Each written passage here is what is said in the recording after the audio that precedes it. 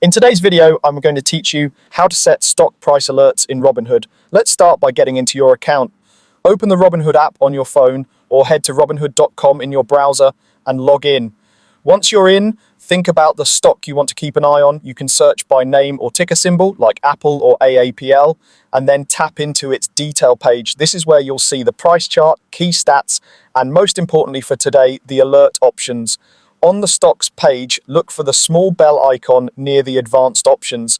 That bell is your shortcut to creating alerts. Tap it and you'll see the option to add alert. When you choose add alert, you'll be able to set the criteria that triggers a notification.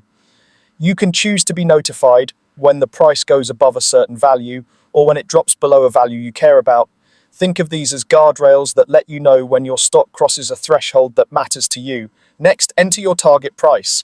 Be precise with the number you choose and consider what scenario you're planning for.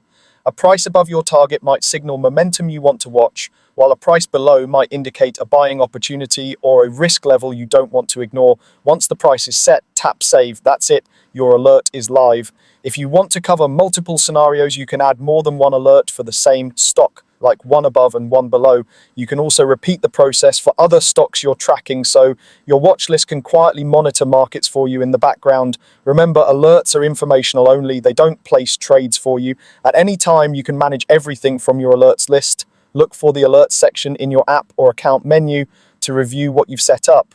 From there, you can edit an alert if your strategy changes, delete ones you no longer need, or add new alerts as market conditions evolve. If you notice you aren't receiving notifications, double check your device and app notification settings so alerts come through as expected.